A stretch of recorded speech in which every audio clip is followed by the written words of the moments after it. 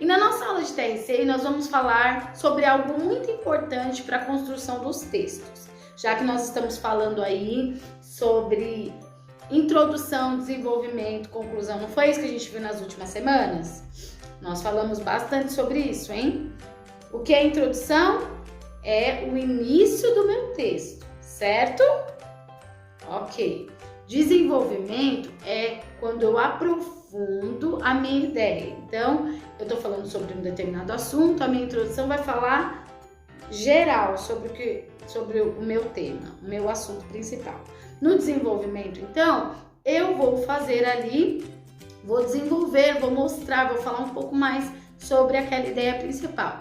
E a minha conclusão é quando eu fecho o assunto, tá bom? Encerro o assunto, tá?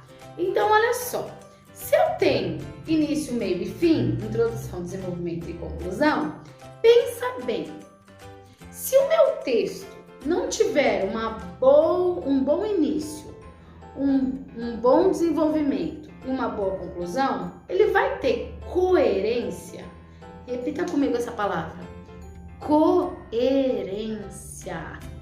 É nova para você? Que bom, é sempre bom aprender coisas novas. A palavra coerência significa algo que tenha sentido, certo? Sabe quando você está conversando com alguém que ele está falando nada com nada?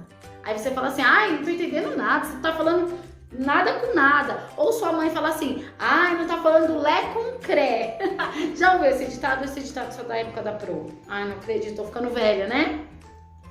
Quando a gente fala que a pessoa não tá falando lé com cré, significa que não tem coerência o que ela tá falando. Não tem sentido nenhum. Ou quando um colega seu tá falando alguma coisa pra você que você não tá entendendo nada, tá confusa a história, você fala, ai, não para, não tô entendendo nada. Porque essa pessoa está falando alguma coisa sem coerência.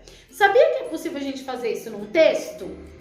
Tem textos que a gente lê e fala, nossa, mas isso aqui não tá legal, não tá dando pra entender. Isso aqui devia estar no final. Isso aqui era o começo. Sabe? Quando nós escrevemos um texto, a gente tem que tomar bastante cuidado com a coerência, tá?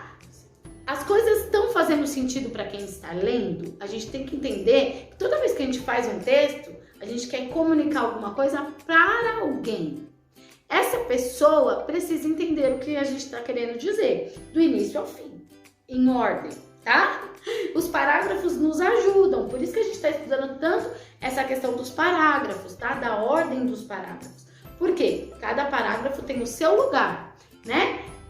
O parágrafo inicial é de introdução, parágrafo final de conclusão, os parágrafos do meio, desenvolvimento.